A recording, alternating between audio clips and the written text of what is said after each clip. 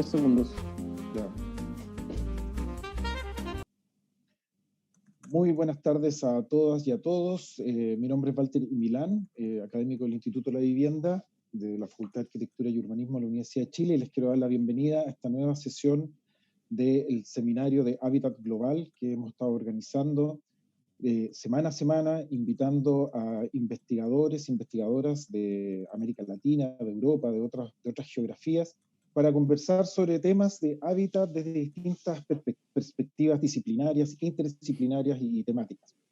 En el día de hoy tengo el agrado de presentar a José Alfredo Ramírez, que es arquitecto, codirector del Ground Lab y codirector del programa de posgrado en Landscape Urbanism en la Architectural Association en el Reino Unido.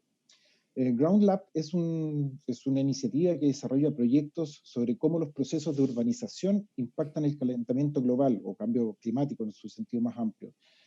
José Alfredo ha publicado y dictado conferencias en todo el mundo sobre Landscape Urbanism y sobre el trabajo de la iniciativa, el laboratorio que él dirige.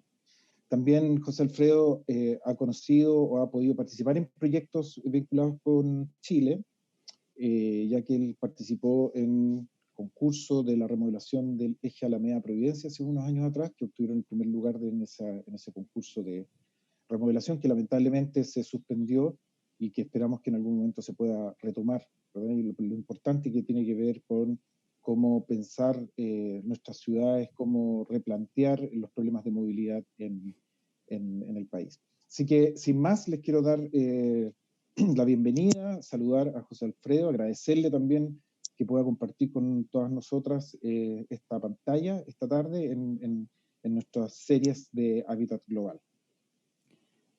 Perfecto, pues muchas gracias Walter y a todo el equipo por la invitación y por la oportunidad de presentarles hoy un poco el trabajo que venimos desarrollando en la Architectural Association en dos partes, una dentro del máster de Landscape Urbanism y otra como parte de este laboratorio de investigación que hemos implantado en la misma escuela que se llama Ground Lab y que, como comentaba Walter, pues está enfocado sobre todo a ver el impacto pues, del cambio climático y de qué manera podemos involucrarnos, ¿no? Desde el diseño y ofrecer alternativas, ¿no? Ese es en lo muy general, digamos, lo que estamos trabajando. Entonces voy a empezar compartiendo la pantalla. A ver, un segundo. Disculpa, un momento, antes de partir, José Alfredo, quiero invitar también a todas las personas que están acompañando esta transmisión a que pongan sus comentarios, sus preguntas en el chat de Facebook, porque la idea es que José Alfredo va a hacer una presentación y después tengamos un tiempo para conversar, debatir, compartir opiniones y perspectivas. Eso, muchas gracias. Adelante, José. Perfecto, pues voy a compartir. A ver.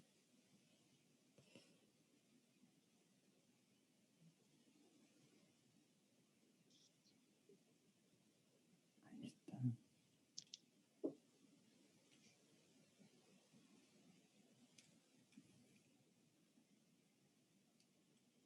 Bueno, tienen mi pantalla completa, ¿no? Sí, ok, perfecto. Muy bien. Bueno, pues como les platicaba, voy a presentar el trabajo que estamos haciendo en Ground Lab y en el Máster de Landscape Urbanism. Entonces, hoy hablaré sobre por qué creo yo es importante apoyar políticas como el Green New Deal y cómo a través del involucramiento en este proyecto, los diseñadores y planeadores pueden desarrollar una serie de roles para ayudar a su éxito. Por nuestra parte, nuestro principal rol y de lo que más me enfocaré es la necesidad de visualizar la emergencia climática que estamos viviendo y comprender y reflexionar la extensión de los desafíos que enfrentamos y cómo varios tipos de proyectos y sus visualizaciones pueden ayudar a abordarlos. Parte del trabajo que desarrollamos en Ground Lab es la visualización de datos a escala planetaria, que ayuda a captar aspectos de las condiciones contemporáneas, como el crecimiento de la población a lo largo de los años y las proyecciones que tenemos de él para el futuro. la consolidación de aglomeraciones urbanas que superan los límites administrativos es una tendencia que nos obliga a hacer un esfuerzo y trascender la división tradicional entre lo rural y lo urbano, entre los paisajes de donde se extraen y explotan los recursos y materiales y las aglomeraciones urbanas que los consumen, con el uso de combustibles principalmente fósiles. Una tendencia histórica de patrones migratorios que lleva a los países y pueblos pobres a migrar hacia el norte global está detrás de la consolidación de esta división artificial de lo urbano y de lo rural. En tonos rojos en esta visualización se puede ver lo que generalmente se podría describir como sur global, que típicamente migra a las áreas azules o al norte global. Hoy en día hay alrededor de 214 millones de migrantes internacionales y se espera que alrededor de 334 millones de migrantes para el 2050 surjan, que es alrededor del 3.5% de la población total. El despojo de tierras, la extracción de recursos, la deforestación y los usos de la tierra a gran escala, como la agricultura industrial, la mayoría de ellos basados en el uso de combustibles fósiles, están detrás del calentamiento del planeta. El calentamiento global está provocando que áreas en el Medio Oriente, en el Valle de la Muerte en California o, por ejemplo, en Mexicali, en México, registre 50 grados de temperatura en otoño. Y tales temperaturas obligarán a más personas a migrar en un futuro. Un planeta que se calienta está provocando el derretimiento del Polo Norte y la desaparición de los glaciares, así como grandes secciones de hielo en la Antártida, lo que lleva a un aumento del nivel del mar en un futuro próximo. Esta visualización mira hacia el 2100 para simular aquellas áreas que se verán afectadas por un aumento del nivel del mar de 2 metros que podría afectar los paisajes costeros y aglomeraciones urbanas de alrededor de 340 millones para 2050 y 630 millones de personas para el 2100. Las estructuras socioeconómicas imperantes han creado las condiciones para la actual crisis climática y por ende para los movimientos migratorios que a su vez ponen en riesgo los asentamientos informales que resultan de estas crisis. Aspectos como el acceso a vivienda de calidad, espacios públicos, aire limpio y agua se ven profundamente afectados y limitan la vida digna de la mayor parte de la población mundial. Estas mismas condiciones exacerban su vulnerabilidad socioambiental, ya que son y serán los más afectados por crisis como la pandemia que hoy vivimos. Esta foto normalmente la utilizo para condensar, ¿no? Digamos, el resultado de todos estos aspectos, ¿no? En una imagen. Esta imagen fue tomada en septiembre del año pasado en unas plantaciones en el estado de Oregón, donde los trabajadores mayoritariamente migrantes se vieron, bueno, se tienen que ir a trabajar, o sea, forzados a trabajar para ganarse el pan de cada día, en unas condiciones pues que como muestra la imagen pues son extremas, ¿no? Por un lado, en ese momento estaban los incendios que se provocaron por el calentamiento global en esa zona de Estados Unidos, ¿no? Y que pintaron el cielo de rojo.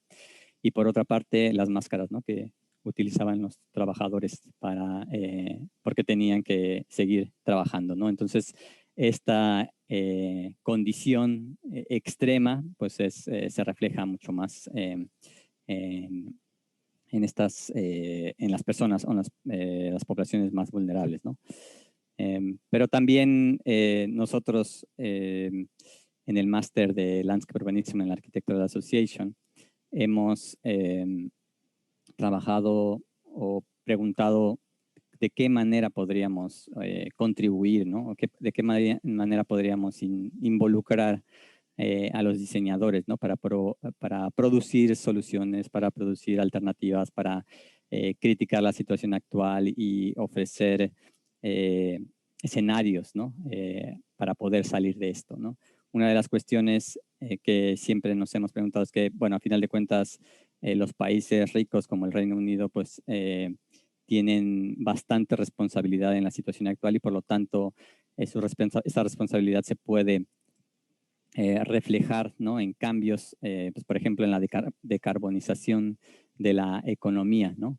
Que es necesaria para que si estos países tienen la responsabilidad, pues tienen que implementar en sus territorios y de alguna manera que eso impacte, ¿no? En su influencia que tienen en el planeta. Entonces, por un lado, pues nos hemos enfocado en el Reino Unido, y una de las cuestiones que hemos intentado ver en el Reino Unido es ver la manera en la que está construido su paisaje, ¿no? Esta es una imagen típica del paisaje inglés, ¿no? Si tú vas de Londres a cualquier parte, norte, sur, este, oeste, más o menos el paisaje se ve de esta forma. Entonces, nos empezamos a preguntar por qué el paisaje se ve de esta manera, ¿no? ¿Quién lo había diseñado así, o quién había tomado o había generado las reglas para que esto funcionara de esta manera, o se viera de esta manera, o generara esta estética? Y una de las respuestas que salió fue había una política detrás, ¿no? Y una de las políticas que ha generado este paisaje es, en este caso, la Common Agricultural Policy, que básicamente lo que hace es dar dinero a los propietarios de la tierra. Aquellos que tienen más extensiones reciben más dinero, ¿no? Y por lo tanto los incentivan a, en teoría, a producir, ¿no? A generar a productos agrícolas. La realidad es que la manera en la que se revisan el éxito de la producción agrícola es simplemente echándoles una mirada al paisaje, y si el paisaje parece agrícola, reciben el incentivo. Digo, estoy simplificando el proceso, pero de manera general así es. Y esto ha provocado la generalización de paisajes agrícolas como el que vemos aquí, en la que básicamente se deforesta la mayor parte de ellos para recibir el incentivo. Y esto tiene consecuencias muy grandes, ¿no? En el Reino Unido, pues provoca la deforestación, la erosión del suelo, porque no todo además se cultiva, y en épocas de lluvia, que llueve bastante por acá, pues genera inundaciones en las costas del Reino Unido. Algo similar hemos visto en otros territorios en Europa también. Por ejemplo, esta es una imagen que es del norte de España, en la cuenca del río Ebro. Este es al principio, que se llama el río Arga, y la imagen de la izquierda es una imagen del 2003, y la imagen de la derecha es una imagen del 2015. Y nuevamente nos hicimos la misma pregunta, que si ustedes pueden ver en la imagen, pues hay un cambio bastante drástico en el tamaño, ¿no? de las parcelas de tierra que hay del lado izquierdo, del lado derecho, y nos preguntamos qué es lo que estaba generando este cambio. Y nuevamente lo que vimos es que una política económica estaba detrás de este cambio, ¿no? En este caso, la zona es una zona de monocultivos que requiere grandes cantidades de agua en cierta época del año. Entonces el gobierno pues decidió generar o traer más agua, ¿no? De los Pirineos, que están relativamente cerca, construir un canal y pagarla y ofrecer esta infraestructura a aquellos propietarios de la tierra que tenían más de 5 hectáreas para poder pues pagar, digamos, la infraestructura, ¿no? Entonces, estas decisiones lo que hacen es que eliminan el pequeño propietario, los pequeños agricultores, favorecen a los grandes, y por lo tanto el paisaje se va consolidando, ¿no? Entonces, nuevamente, el diseño, en este caso del paisaje, lo genera una política pública. Un ejemplo más es el ejemplo en el delta del río Nilo, en Egipto. La imagen de la izquierda de hace 30 años, la imagen de la derecha es reciente, de hace 3 o 4 años, que es básicamente el lago Mansala. Y lo que pareciera ser una transformación, por así decirlo, natural, nuevamente encontramos que es una transformación provocada pues, por políticas económicas. En este caso es el control del río Nilo, ¿no? La construcción de presas que retienen sedimentos, y cuyos sedimentos se han ido desviando a través de los canales de irrigación que existen y que van generando que el lago Mansala pues, esté reduciendo, ¿no? Como se ve a la derecha, y que se esté provocando pues, la erosión de la punta en la parte de arriba, ¿no? Del final del río Nilo, porque los sedimentos ya no llegan por el río, ¿no? Entonces, esta transformación pues, es bastante crucial, porque en un país donde el 90% es desierto y el 10% es zonas fértiles, y la creación de un área fértil en esta zona pues es una área pues de conflicto, ¿no? Pero nuevamente es la creación, diseño del territorio pues no depende en nuestro caso pues, de profesiones como las nuestras, sino de decisiones políticas, ¿no? Entonces, este resultado, digamos, de estas investigaciones de cómo ciertos territorios se construyen, se diseñan, generan patrones, no necesariamente provienen de aquellas prácticas o profesiones que en teoría pues estamos dedicados a eso, sino que dependen mucho de políticas económicas, pues hemos decidido o decidimos en algún momento que deberíamos, ¿no? Ligarnos más directamente, ¿no? Con estas decisiones. Y un movimiento pues que probablemente muchos de ustedes conocerán, creemos y estamos intentando pues involucrarnos o involucrar a los diseñadores es el Green New Deal, ¿no? La idea del Green New Deal es generar una economía, ¿no? Que sea democrática, que sea sostenible, pero que sobre todo pues decarbonice la economía, ¿no? Para que pues genere igualdad por diseño. Y es un proyecto pues que pues está desarrollando en el Reino Unido, bueno, sobre todo de Estados Unidos, ¿no? Sobre todo viene más, desde el momento en que Alexandria Ocasio-Cortez presentó la bill en el Congreso, pero también en el Reino Unido pues, se ha venido generando.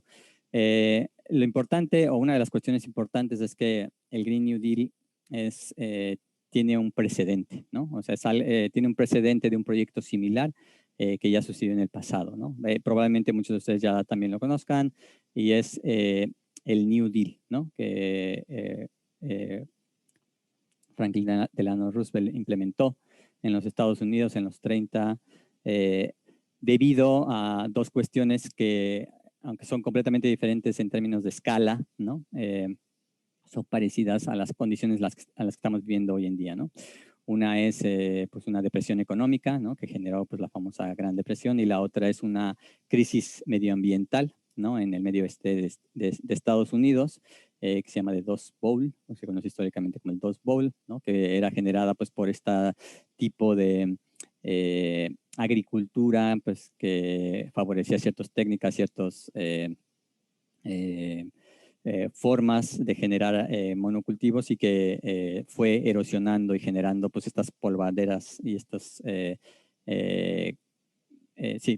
imágenes, ¿no? Que en esa época entonces se tomó la decisión de pues, incentivar la economía a través de grandes proyectos pues, de infraestructura pues, que diera trabajo a toda esa gente y que de alguna manera pues, implementara otro tipo de técnicas para solucionar, ¿no? Esta crisis. El New Deal pues, tuvo cierto éxito, o bastante éxito, ¿no? Aunque tiene sus problemáticas, ¿no? Problemáticas raciales, problemáticas de que no tomó en cuenta todo su población, pero es un precedente importante de que un proyecto, digamos, gubernamental de esta envergadura ayudó, ¿no? A solventar una crisis de un cierto momento. Y una cuestión que a nosotros nos atrae bastante es el hecho de que las artes y los diseñadores, los arquitectos y los paisajistas estuvieron muy involucrados, ¿no? en este proyecto, que aunque parece que es un proyecto pues, centralizado, lo único que hizo, bueno, lo que hizo fue distribuir grandes cantidades de dinero a diferentes entidades a lo largo de Estados Unidos, y estas entidades pues, gubernamentales o cuerpos como que crearon infraestructura hidráulica, pues generaron un montón de diferentes proyectos, y los diseñadores, los arquitectos estuvieron involucrados. Y una prueba, por así decirlo, son todos estos pósters que se generaron y que fueron fundamentales pues para comunicar a la población, ¿no? Para darle a entender a la población qué significaba el New Deal para ellos en su vida diaria, ¿no? Porque pues, normalmente pues, las políticas terminan siendo textos, cuestiones muy abstractas que el común de la gente no entiende, pero que estas ilustraciones o estas ideas que se plasmaron en estos pósters ayudaron a generar un consenso, y que la gente supiera pues, lo que materialmente, físicamente les beneficiaría, ¿no? Y esto es algo que a nosotros nos interesa bastante y que hemos estado trabajando junto con un think tank aquí en Londres. El think tank se llama Commonwealth, y Commonwealth ha desarrollado una serie de reportes en los que describe de una manera más detallada lo que para ellos significaría un Green New Deal, ¿no? En este caso para UK, ¿no? Y este Green New Deal incluye estos reportes y cada uno de estos reportes pues describen que hay un cierto número de políticas necesarias pues para decarbonizar la economía. Y lo que nosotros estamos trabajando en el máster es sobre todo aquellas políticas que pensamos pues tienen un impacto más espacial, ¿no? ¿Cómo podemos tomar estas ideas, estas propuestas que vienen pues de otras profesiones, sobre todo de política económica, profession, ¿no? Y cómo podemos colaborar, ¿no? Con ellos para espacializarlas, para visualizarlas, ¿no? Para que se entienda qué significaría. Entonces, a partir de ahí hemos tomado una serie de estas políticas. Por ejemplo, una de ellas es la política de rewilding, el Reino Unido, que hoy en día pues es básicamente la idea de, ¿cómo llamarlo?, de renaturalizar, ¿no?, el paisaje británico. Y lo que hace esta renaturalización es que tiene pues muchísimos beneficios, ¿no? Si tú renaturalizas paisajes, pues evitas, como mencionaba al principio cuando explicaba el paisaje inglés, pues evitas erosiones, evitas inundaciones por la misma deforestación que se ha provocado, ¿no? Si incrementas la cantidad de masa vegetal, aumentas la biodiversidad. También hay aspectos con respecto a la salud, ¿no? Que este think tank y otros think tanks han explorado, pues por ejemplo, la idea de que si las ciudades, no solamente lo que se denominaría rural se naturaleza, sino también las ciudades, el contacto con la naturaleza pues tendría muchos beneficios para la población, ¿no? Podrías tener menos enfermedades, pues, por ejemplo, respiratorias, porque habría más absorción pues, de los contaminantes que generalmente están más cercanos a las zonas urbanas, y esto podría tener impacto, por ejemplo, en los sistemas de salud, ¿no? Entonces, el gasto que normalmente se da en el sistema de salud porque hay más enfermedades respiratorias, por ejemplo, o enfermedades mentales o enfermedades de estrés, pues se podrían reducir si tú renaturalizas muchos de estos espacios, ¿no? Entonces, esa es una idea que estamos explorando dentro del máster. Tenemos proyectos que desarrollan esto, cómo se vería, ¿no? Qué tipos de proyectos se generarían. Otra política que estamos utilizando es la idea de retrofitting, ¿no? Y deconstruction, que es básicamente la idea de, en vez de producir nuevos desarrollos, ¿no?, que es un problema bastante fuerte aquí en el Reino Unido, ¿no? Se producen un montón de nuevos desarrollos con grandes empresas inmobiliarias, pues que básicamente lo que están es haciendo negocios, ¿no? Grandes negocios, especulando con la tierra, etcétera, etcétera, y generando una crisis de vivienda tremenda. Lo que esta política dice es, en vez de pues seguir apoyando esta industria de nuevos desarrollos, que además lo que hacen es pues generar, contribuir al mismo sistema en el que tú tienes que extraer nuevos materiales, ¿no? La extracción de esos materiales pues genera carbono, explota muchas personas en diferentes partes del planeta, genera costos de transporte, no solamente de la extracción hacia la zona de donde se construye, sino que en sí mismo cuando pues la energía que se necesita para construirlo, etcétera, etcétera. Y muchos de los edificios pues tienen una vida muy pequeña, ¿no? En comparación de lo que podrían tener, ¿no? Entonces, esta idea dice, pues, usemos la infraestructura, ¿no? Los edificios que ya existen, no solamente mantengámoslos, pero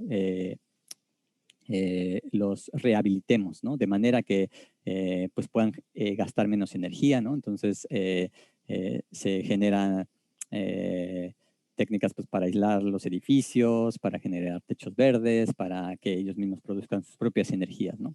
Y por otra parte, en vez de demoler los edificios, pues que puedas también deconstruirlos, ¿no? Entonces, parte de estas políticas incluyen la idea de prohibir, por ejemplo, los landfills, ¿no? Donde tiras el escombro de los edificios cuando los demueles, ¿no? O sea, ¿qué pasaría si tú prohibieras o hicieras muy costoso o muy caro el acceso a tirar materiales de demolición, ¿no? Eso cambiaría la lógica de la industria, porque se intentaría reciclar, se intentaría sobre todo reusar los materiales, y eso generaría una industria de la deconstrucción, ¿no? Una industria pues de clasificar, de catalogar, de almacenar y de reutilizar esos materiales, ¿no? Entonces es una cuestión pues bastante más compleja, pero que eliminaría pues por un lado el extractivismo de la industria y por otro lado los tiraderos que genera, ¿no? Otra idea que también estamos trabajando es la idea de qué significaría que se pudieras tener una semana más corta de trabajo, ¿no? Desde nuestro punto de vista, pues esto es súper interesante, poco se ha explorado, o digamos no se ha explorado mucho, pero estamos intentando explorar qué significaría esto para el diseño de los entornos urbanos, ¿no? Si las ciudades de hoy en día están diseñadas sobre todo para el trabajo, ¿no? O sea, nuestras vidas están básicamente organizadas a partir del trabajo, ¿no? Estar la mayor parte del tiempo, 5 días a la semana, en muchos casos más, ¿no? Extra horas, en las mejores horas del día. Pues la ciudad en sí misma, su diseño, su espacialidad responde, ¿no? A esa ciudad del trabajo, ¿no? De estar viajando constantemente. Pero si tú quitas o reduces esa semana de trabajo y en vez de hacerla, por ejemplo, ahora 5 días y 2 días de descanso, la pones de 4 días y 3 días de descanso, pues eso empieza a cambiar el balance completamente de la ciudad, ¿no? Entonces tienes una ciudad en la que, por ejemplo, el entretenimiento, ¿no? O las relaciones sociales podrían cambiar completamente la espacialidad de la ciudad. Es una ciudad en la que necesitarías probablemente más parques, más cafés, más museos, más librerías, más bibliotecas, más espacios en donde encontrarte, ¿no? Y menos espacios pues para trabajar, pues menos espacios para viajar, ¿no? Menos infraestructura para coches, mucho más ahora, sobre todo pues con la oportunidad que, por así decirlo, ¿no? Que dio la pandemia de trabajar en línea, de hacer pláticas como la que estamos haciendo ahora mismo, ¿no? Pero que al mismo tiempo, si enfocas la ciudad hacia otro punto, pues generaría otro tipo de espacio, ¿no? Eso nos parece como una política súper interesante. Muy similar a esta política sería la idea de deshacernos de los coches privados, ¿no? Que los coches privados no existieran. Esta idea de tener vehículos de 80 toneladas que llevan por viaje a una persona que pesa pues, 80 kilos es completamente ridícula, ¿no? Entonces, ¿qué significaría diseñar una ciudad en la que no se necesiten los coches privados, ¿no? Y que se pueda simplemente tener un transporte público de lujo? Otras políticas que estamos trabajando es la idea de explorar o de visualizar qué significa la forma de financiar, pues no solamente la economía, sino muchos de los proyectos que existen en la área y que favorecen las inversiones de combustibles fósiles, ¿no? Y cuál es su impacto a nivel global, ¿no? Entonces, ¿qué significaría una transición a renovables, ¿no? ¿Cuál sería su impacto? ¿Sería lo mismo? ¿Se seguiría manteniendo esa cultura de extracción, explotación y tiraderos, ¿no? ¿O necesitaría replantearse y reducir, como en el caso de retrofitting y de construction, otro tipo de aproximación a la economía, ¿no? También está la política de community well building, que es básicamente pues, una idea de localismo. En el Reino Unido pues existen muchísimas councils, ¿no? O municipios a cuyos recursos se les han reducido notablemente, ¿no? Entonces, muchos de los, bueno, muchos pocos más bien, de los municipios en el Reino Unido, como en el caso de Preston, han implementado esta idea de community well building, que es básicamente la idea de invertir los recursos dentro de la comunidad local, ¿no? Esto significa que, por ejemplo, Preston se apoya en instituciones locales, instituciones que se les llama anchor, ¿no? Ancla, pues por ejemplo las universidades, pues por ejemplo los hospitales, ¿no? Aquellas instituciones que sabes que un venture capitalista o una financiación no se las va a llevar a otra parte por si hay alguna crisis, ¿no? Como que esas instituciones que son anclas van a quedar siempre porque pertenecen a la comunidad. Y que esas instituciones lo que hacen es empezar a generar pues sus suministros con cuestiones locales. Por ejemplo, en el caso de Preston, lo que hacen los hospitales y las universidades es cuando hacen contratos de comida, ¿no? Para darles de comer en sus comedores o para los pacientes, etcétera, etcétera. Cuando hacen los contratos, les dan la prioridad a pues, productores locales, ¿no? Y así en varios aspectos de la economía. Entonces, esto ha generado que mucho del dinero que normalmente se va a otras partes, no solamente de Inglaterra, sino del mundo, pues se genere, se quede dentro de Preston y ese ha generado, es una fuente, digamos, pues de bienestar y que el Council en sí mismo pues empieza a reciclar y a utilizar en proyectos pues, de infraestructura.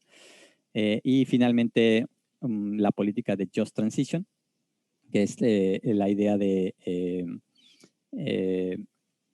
que si tú vas a transitar dentro del Green New Deal a una economía que en vez de que utilice combustibles fósiles, utilice renovables, ¿qué vas a hacer con todas aquellas personas que de alguna manera directa o indirectamente pues estén ligadas, ¿no? A la economía de combustibles fósiles, ¿no? Si están ligadas a la economía de combustibles fósiles, pues van a perder sus trabajos, ¿no? Esa sería como la cuestión lógica. Entonces lo que hace la política es tomar en cuenta esto y decir, pues, qué tipos de trabajos nuevos se van a generar, ¿no? Si, por ejemplo, la transición a renovables y cómo esos trabajos que se van a perder o los trabajadores que perdieron su trabajo podrían ser entrenados, ¿no? De manera que pudieran transitar y que se pudiera asignar un presupuesto para que ellos pudieran desarrollarse en otras áreas, ¿no? Entonces, que no lo vieran como un problema o que no fuera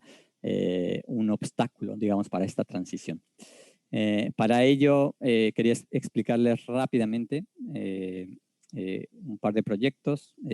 Ya casi llego a los 25 minutos de exposición, pero lo haré, espero hacerlo en 10 minutos, ¿no? Para que por lo menos estas ideas que más o menos he explicado de por qué estamos interesados en el Green New Deal, por qué en las políticas se puedan explicar o cómo pensamos que esto se puede espacializar, ¿no?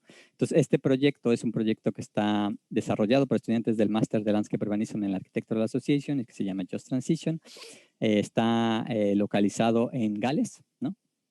En una zona que se llama de Rhondda Valleys y que es una zona que históricamente es donde se extraía el carbón, ¿no? Que básicamente, para hacer la historia muy cortita, es de donde se extraía el carbono a muy principio, o de donde dependía la extracción del carbono para darle energía, digamos, a la revolución industrial de Inglaterra, ¿no? Entonces, esa es una zona que hoy en mismo es una zona, se ha convertido en una zona súper pobre, ¿no? Porque cuando se fue la industria de los combustibles fósiles, pues nunca transitó a ninguna otra industria, ¿no? Básicamente los abandonaron, ¿no? Los explotaron y luego los abandonaron y es de unas zonas más pobres. Entonces los estudiantes lo que hicieron fue ver el proyecto en 3 escalas, ¿no? Una escala planetaria, una escala regional y una escala local. En la escala, digamos, planetaria, vieron o espacializaron el espacio que necesitan las diferentes energías en su tiempo, ¿no? Por ejemplo, aquí se pueden ver en este mapa del Reino Unido el espacio que necesitaba la explotación del carbón en diferentes partes del Reino Unido. En esta imagen se puede ver la situación actual, ¿no? Que es, por lo menos dentro del territorio británico, es la extracción de petróleo del Mar del Norte, la extracción de gases en esta zona de aquí y toda la red de tuberías que se necesitan para transportar, ¿no? Entonces, estos son los paisajes necesarios, ¿no? Para la economía de combustibles fósiles basados en petróleo y gas que hoy mismo estamos viviendo. Y en teoría, pues se supone que el gobierno de UK va a transitar, ¿no? A energías renovables para el 2050, creo que es la fecha que han puesto. Entonces los estudiantes lo que hicieron fue especular en un mapa del espacio que se necesitaría para dar energía al Reino Unido, dentro del Reino Unido, con energías renovables. Entonces lo que ven en dorado, pues es básicamente todos aquellos, sí, granjas de eólicas, granjas solares, combustibles, biofuels, etcétera, ¿no? Entonces, aquí muestra todo el espacio que se necesitaría, ¿no? Pero como que esto no toma en cuenta el hecho de que en el caso del Reino Unido, por lo menos todas las empresas que están o tienen headquarters aquí en Londres, ¿no? En Canary Wharf o en la City, lo que han ido es expandiendo sus concesiones a el sur global, ¿no? Entonces, mientras que tú ves esta tendencia dentro de los países del norte, ¿no? De tratar de limpiar digamos, por así decirlo, su cochinero, lo que hacen es simplemente exportar su cochinero a otras partes, ¿no? Y seguir dependiendo, digamos, de los combustibles fósiles, ¿no? Entonces, este mapa lo que muestra es los proyectos renovables que están en el norte global, ¿no? Mientras que las mismas compañías británicas y estadounidenses pues siguen extrayendo petróleo en diferentes partes, ¿no? O bueno, diferentes materiales, ¿no? En diferentes partes del mundo. Eso es por una parte, ¿no? Como para darle contexto, y luego esta es la parte más de la región en la que se analiza un poco las zonas. Aquí están las zonas mineras y se muestra cómo estas áreas, voy a saltar un poco para hacer la historia un poco más corta. Lo que sucede en esta región es que a lo largo de los años, por lo mismo que se abandonó, digamos, el carbono, lo que se hizo es una política en la que se da preferencia a que las personas vivan en las ciudades, ¿no? Entonces, en esta imagen se pueden ver muchas políticas que están enfocadas para que la gente que vive en estos valles tengan que viajar para trabajar en Cardiff, ¿no? Porque aquí hay inversión pues, de vivienda, comercios, trabajos, etcétera, etcétera, ¿no? Mientras que en la parte donde viven esta gente, pues hay más políticas que se llaman verdes, ¿no? De conservación, etcétera, etcétera. Lo que sucede es que la gente de ahí no está contenta porque a ellos no les interesa o no les interesa ir y viajar, ¿no? Una cantidad de kilómetros a otra ciudad y que no les den acceso, digamos, al paisaje, ¿no? De donde ellos están, que no les den oportunidades. Entonces, para verlo detalladamente, los estudiantes fueron a un pueblo de esa parte del norte que se llama Treherber, y lo que ven es un paisaje de este tipo, ¿no? Hay básicamente unas zonas de bosques y unas granjas eólicas. Ahorita les explicaré la importancia de esto. El asunto es que los estudiantes vieron la manera en la que estaban organizadas estas políticas, ¿no? Vieron la estructura de estas políticas y vieron un poco la historia, ¿no? De cómo este territorio se fue construyendo. Al principio, como les mencionaba, pues eran zonas de extracción de carbono, que es lo que se ve en oscuro en este mapa. Después de que se cerraron por ahí de 1919, lo que se hizo fue establecer un bosque, ¿no? Que es parte de lo que se denomina The Forestry Commission, que más que un bosque es una fábrica de madera que utilizó el Reino Unido pues, como producción de madera pues, para los esfuerzos de la guerra en esa época, ¿no? En el 95 se ampliaron otras zonas y en el 94 se creó esta idea de que son zonas de conservación.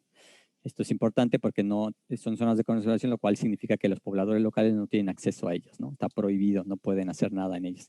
Y últimamente lo que ha sucedido es que algunas de esas zonas se han deforestado para insertar energía renovable, que parece que está bien, pero en realidad son energías renovables cuyas inversiones son del extranjero. Entonces sucede algo parecido que lo que sucedía con el carbono, ¿no? La gente no tiene acceso al bosque y tampoco ve ni un solo beneficio, digamos, de las energías renovables que se están extrayendo de sus paisajes, ¿no? Entonces, digamos que estamos en la misma situación.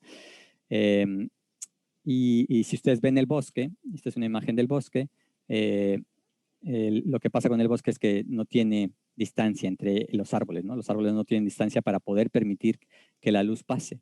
Entonces, eso no genera un bosque muerto, ¿no? Como les decía al principio, es una fábrica. Y si ustedes analizan el suelo también está muerto, no tiene la biodiversidad que los suelos de los bosques tienen, ¿no? Porque no entra la luz del sol.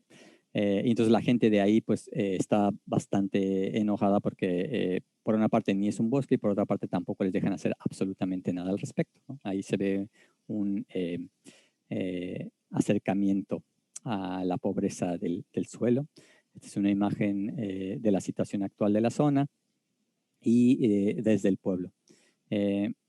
Lo que hicieron los estudiantes es encontraron un grupo que se llama Welcome to Our Woods, y este grupo lo que hizo es logró a través de una maniobra muy compleja, logró que el council local después de 7 años de esfuerzos, les concesionaran 4 hectáreas de territorio.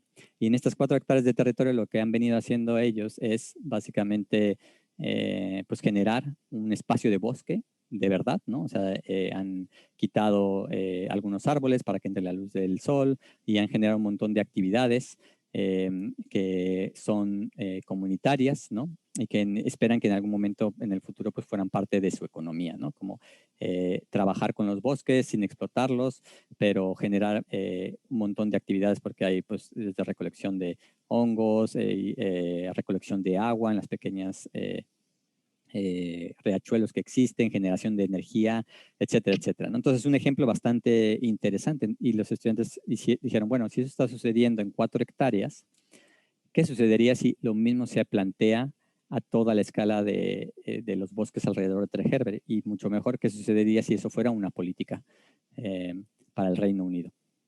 Entonces se imaginaron una serie de secciones, ¿no? En la que desarrollaron una serie de intervenciones de lo que se debería de hacer, ¿no? Basado en la experiencia de Welcome to Our Woods, para poder generar un paisaje pues, que fuera comunitario. Para ello, pues se analizó el paisaje existente, ¿no? Como les decía, es un paisaje de fábrica de árboles o de renovables, y generaron esta tabla en la que decían, bueno, hoy en mismo tenemos la situación extrema en la parte alta de la tabla, y que son árboles muy juntitos, que no generan biodiversidad, y o no árboles, ¿no? La idea sería generar una situación media. Lo mismo sucedería con la situación del suelo. Generaron un plan de trabajo a lo largo de los años junto con este grupo de Commonwealth. Utilizaron un sistema de reducción de número de árboles que va en contraposición con lo que se hace en la tala comercial. Generaron una serie de algoritmos para diseñar la manera en la que se podría acceder, ¿no? A la extracción de ciertos número de maderas, ¿no? Que fuera sustentable. Generaron un número de manuales, ¿no? Junto con el equipo de Welcome to Our Woods, que se utilizó pues, para que la comunidad local pues, generara o transmitiera el conocimiento, ¿no? De cómo se podría acceder a esto. Hicieron simulaciones, ¿no? De cómo el bosque puede crecer naturalmente. Aquí se pueden ver algunas de las simulaciones que hicieron.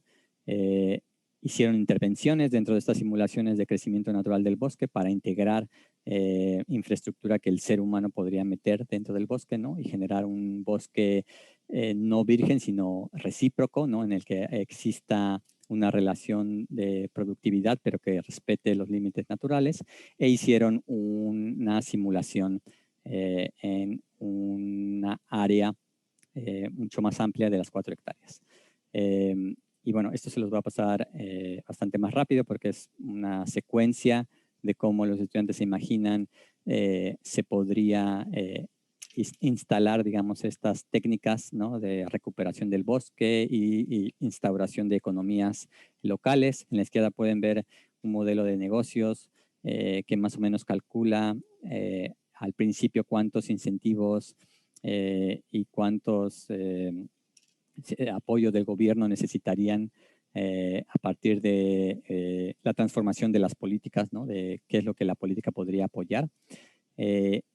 Y cómo a partir de cierta época o cierto momento, digamos, de que el pueblo, la comunidad tomara control, el desarrollo de este proyecto pudiera pudiera generar beneficios y no solamente dependiera de recursos del gobierno, ¿no? Aquí se ven una serie de trabajos que se necesitarían para reforzar terrazas, etcétera, etcétera, ¿no? Y por ahí se ven los caminos pues que están diseñados a partir del algoritmo que les presenté al principio, ¿no? La serie de introducciones de, por ejemplo, en este caso, también se plantea algún tipo de turismo, ¿no? Que pudiera, un turismo nuevamente más relacionado pues con los límites del bosque y con las necesidades de la comunidad. Y aquí se ve la misma evolución, pero en una imagen más realista.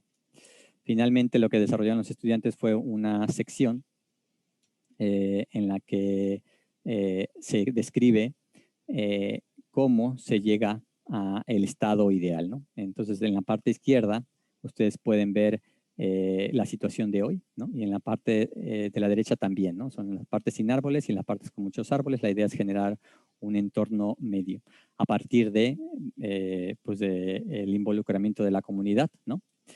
Por una parte, ¿no? Para generar una transformación de una zona sin árboles, etcétera, etcétera, con un bosque biodiverso, ¿no? Que involucre a la comunidad, que genere actividad, ¿no? Lo mismo sucedería del otro lado de la sección, ¿no? En la que pues, la eliminación de esta fábrica de árboles sin biodiversidad pues pudiera generar el mismo entorno. Y rápidamente ya para terminar,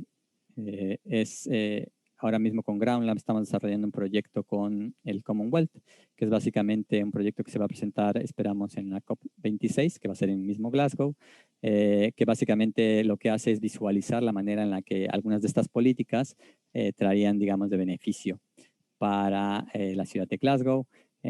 Una de ellas es la idea de lo que les mencionaba al principio, de renaturalizar la estructura de Glasgow. Aquí pueden ver Glasgow, una panorámica y de algunos de los problemas que tiene, inundaciones del río Clyde, zonas abandonadas de industrialización anterior. Y aquí lo que se propone es una serie de manera en la que un montón de intervenciones se podrían realizar pues, para reconectar el río con riachuelos y escurrimientos de agua existentes en la zona, consolidar áreas verdes, generar corredores verdes, pues que pudieran generar esta renaturalización de la ciudad de Glasgow y que esto se pudiera reflejar pues, en zonas centrales de Glasgow como en esta sección que estamos mostrando aquí.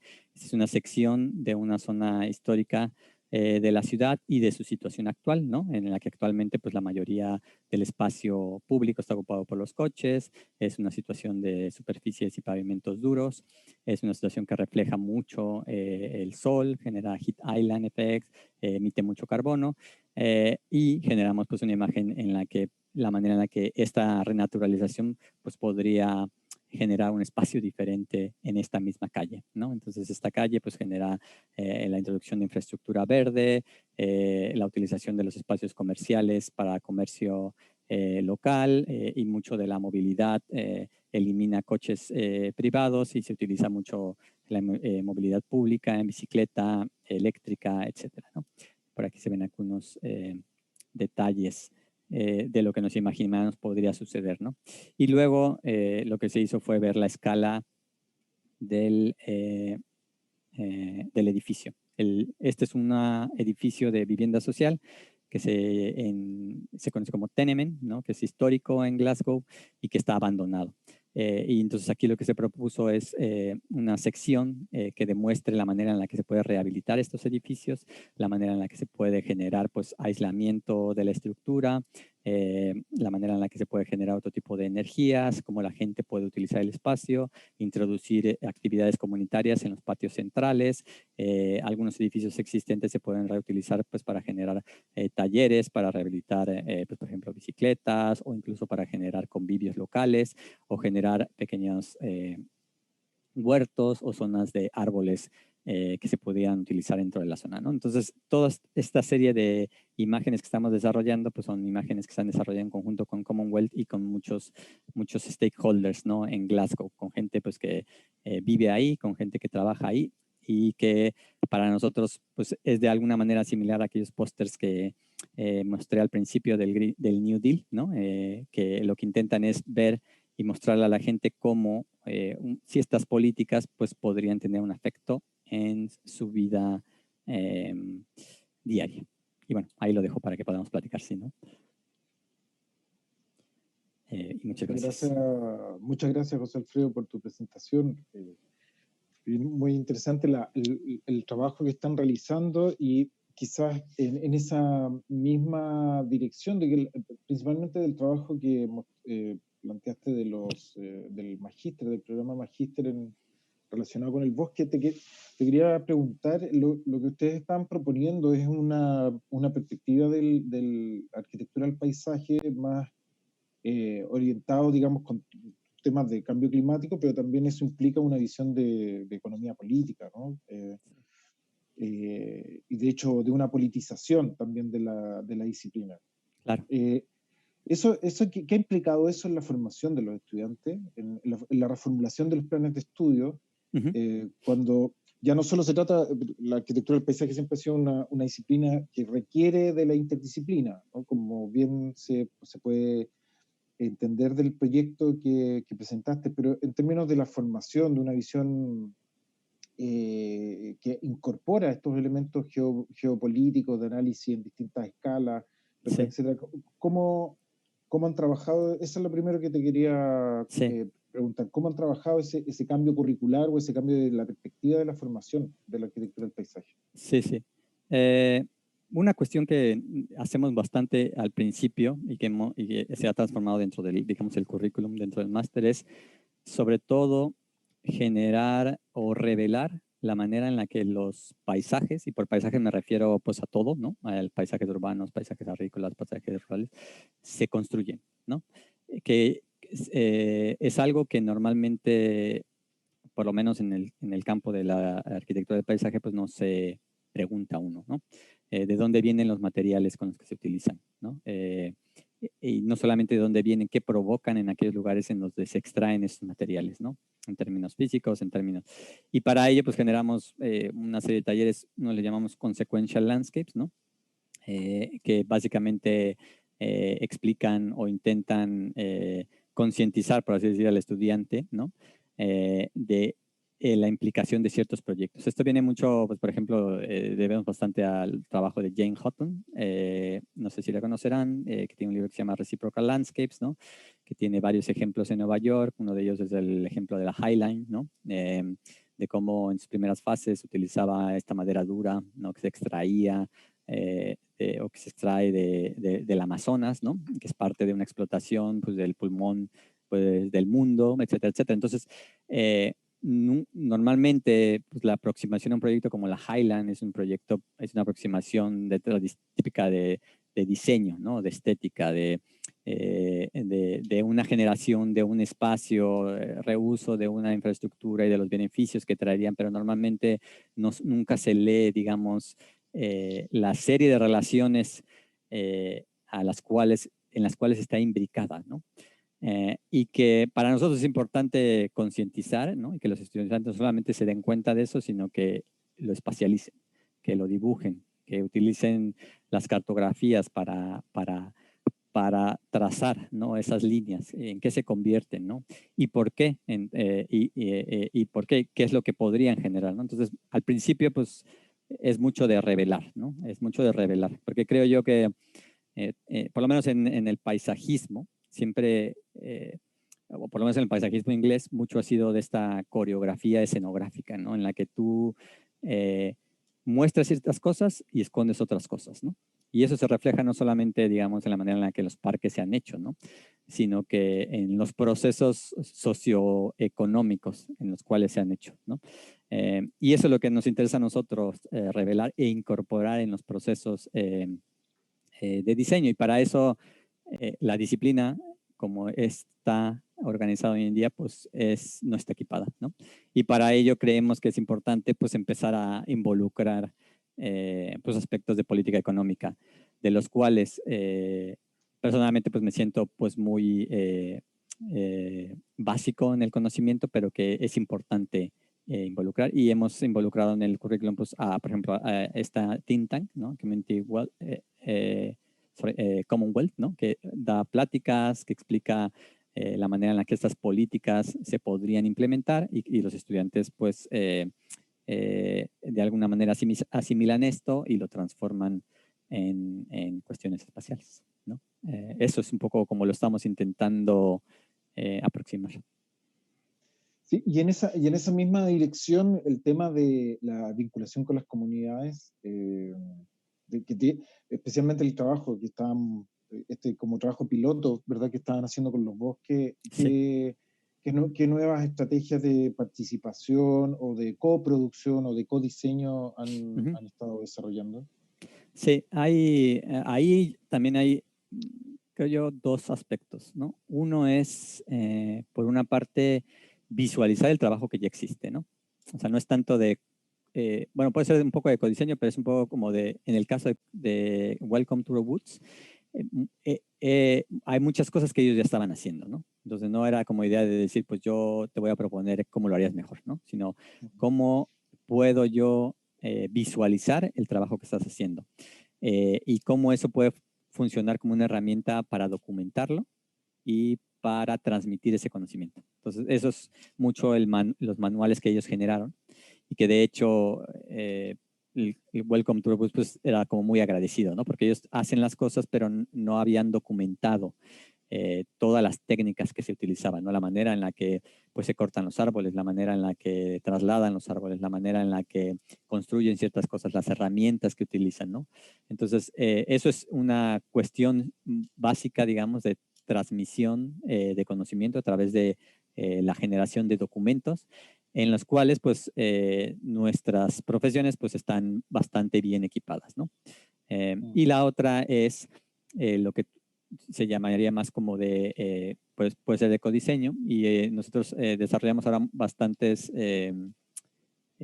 herramientas digitales a través de las cuales pues se generan ya sea o escenarios, por ejemplo, del futuro, ¿no? Para poder tomar ciertas decisiones o se generan o se recolecta input de comunidades locales, ¿no? Para poder mostrar espacialmente qué significarían esas inputs en el espacio, ¿no? Ahora, bueno, no presenté ningún ejemplo al respecto, pero es parte, digamos, del desarrollo. En el caso de este proyecto fue básicamente la generación de catálogos, ¿no?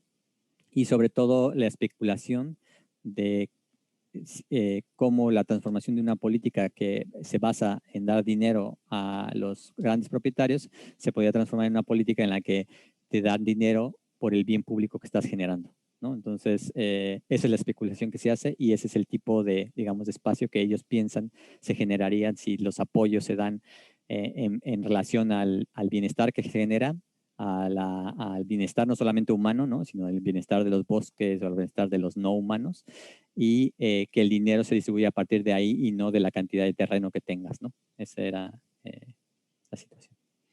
Sí, no, es interesante porque permite visionar visionar un futuro posible con una transición hacia otros conceptos, como bueno, los bienes comunes, ¿verdad?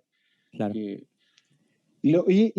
También quería hacerte una pregunta que me parece atractivo porque tú vienes de México originalmente sí. Y también en la Architectural Association llegan estudiantes de todo el mundo, especialmente de países del sur global. Sí.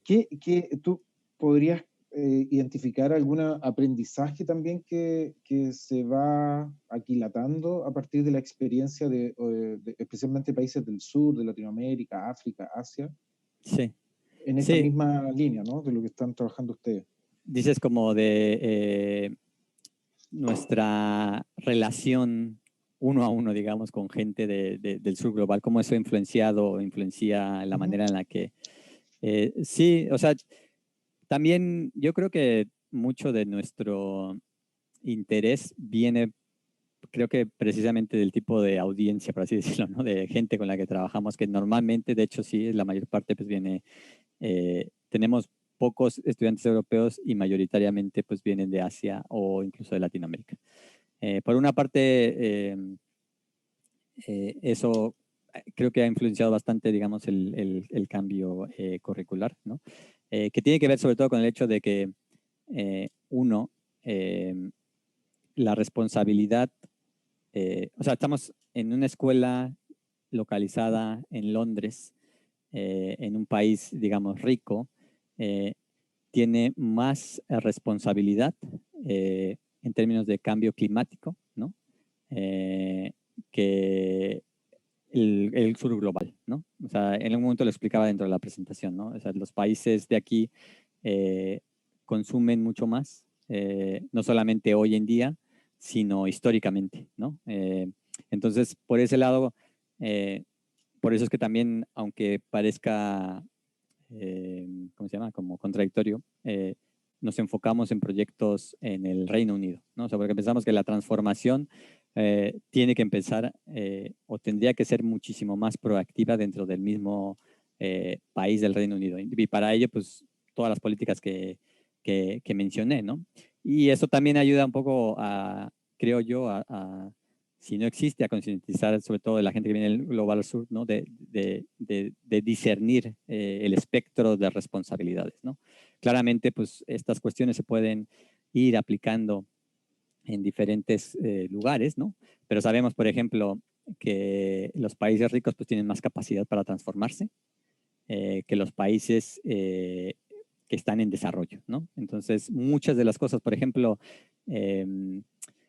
la política de away with the cars, ¿no? De deshacerte de los coches privados.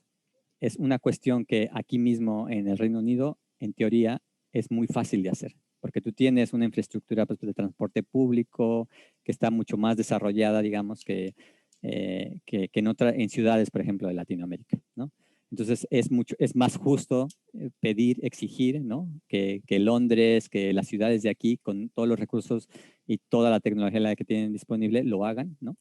Entonces eso también es parte, digamos, como la otra, por ejemplo, de los 4 días a la semana, ¿no?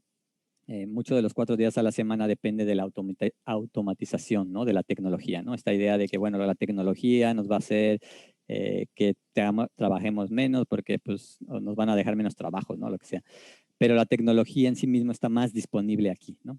Entonces, muchas de esas cuestiones, la responsabilidad recae mucho más aquí, ¿no? Entonces, ellos pueden realmente aprender, digamos, de lo que se está proponiendo aquí, sabiendo que existe más responsabilidad acá y sabiendo que es algo que a lo mejor no necesariamente tiene que aplicarse inmediatamente en otros países, ¿no? Pero sí hay una fricción, un aprendizaje, con respecto a esa relación, digamos, global-sur global, sur global, norte global.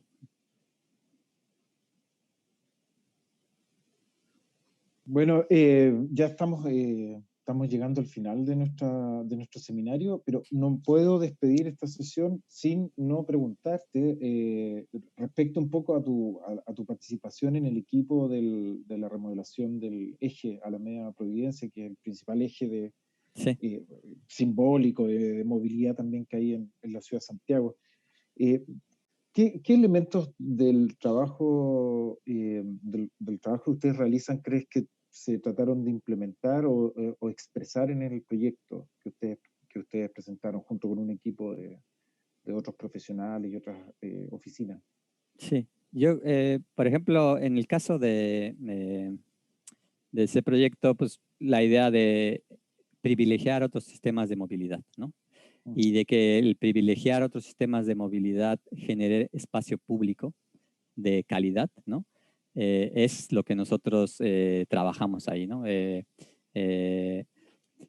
Paseo Cívico Metropolitano refleja, digamos, el nombre del proyecto, del concepto que elaboramos fue sobre todo la idea, pues, de generar un espacio disfrutable, ¿no? De calidad, ¿no? Porque que no sea simplemente un paso de un lugar a otro, que no lo es, ¿no? Hoy mismo, pero porque pues, la cantidad de riqueza en el espacio que existe en los edificios, etcétera, etcétera, es impresionante, ¿no? Pero realmente existe un potencial, ¿no? De transformación en el que otros sistemas de transporte que privilegien el colectivo, digamos, más que al individuo, eh, puede favorecer enormemente muchísimos aspectos, ¿no?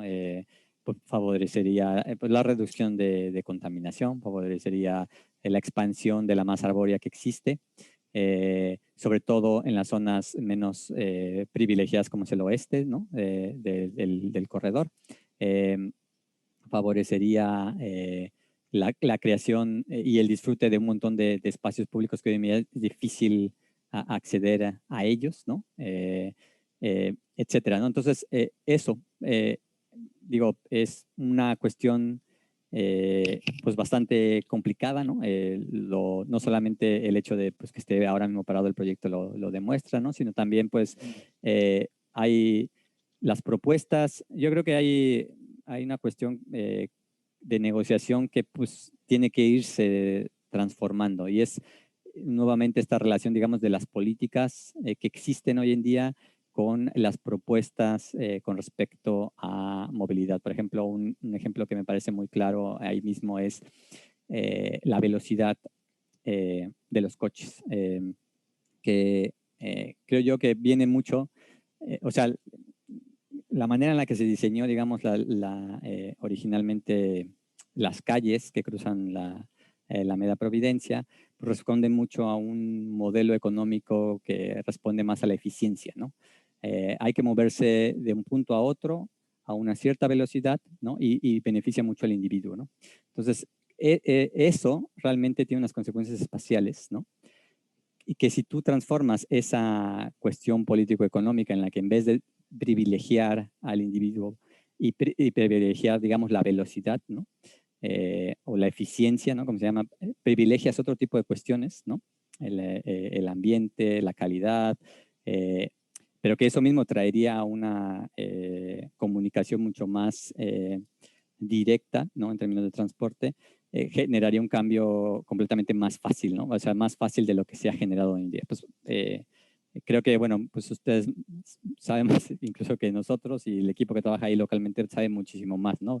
De todos estos cambios que está sufriendo el país, ¿no? Y que obviamente, aunque parecen detached, ¿no? Tiene mucho que ver, ¿no? La manera en la que un sistema económico organiza a la sociedad, genera el espacio. Entonces, la oportunidad que existe hoy en día, pues a lo mejor de renegociar esos modelos económicos, pues tendrá un impacto en la facilitación de la implementación de estos proyectos.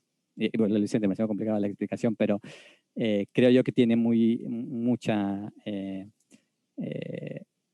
razón por la cual el proyecto no se ha podido implementar, ¿no? Hay muchos aspectos, pero bueno, es eso. Y sí, o sea, a nosotros, a mí obviamente el rol, digamos que especulativamente nos imaginamos en el máster, ¿no? En el que el arquitecto está mucho más políticamente, económicamente involucrado. Hubiera sido ideal si uno podía haber accedido a decisiones antes o a decisiones que normalmente como diseñadores pues uno simplemente recibe un brief, ¿no? Que bueno, es una cuestión más compleja, pero que uno no termina pues de desear y sobre todo creo yo que pues la academia o los trabajos que se hacen en las facultades de arquitectura, de especulación, pues ayudan un poco a empujar, ¿no? Otras formas de hacer estas prácticas que puedan ayudar a implementar estos proyectos y estamos todos de acuerdo en que son beneficiosos. Bueno, muchas gracias. Sí, yo creo que lo que ha sucedido en los últimos años es justamente se han ido consolidando y madurando muchos de estos elementos, ¿no? De la crítica de cómo funciona la ciudad, de cómo está organizada, y probablemente en el futuro va a haber, futuro cercano, yo creo, y espero que se pueda abrir nuevamente esta discusión y plantearse una nueva forma de diseño de espacios importantes para la ciudad.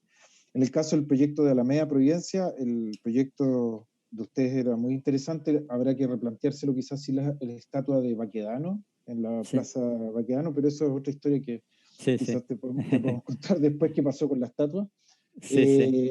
Y nada, bueno, con eso agradecer a José Alfredo Ramírez por su excelente charla de hoy, fortaleciendo las distintas perspectivas del hábitat, que es, es el objetivo principal de estos encuentros a la hora del almuerzo, de la merienda acá en Chile. Así que muchas gracias esperamos que nos volvamos a encontrar pronto y dejarlos invitados para las próximas sesiones del seminario.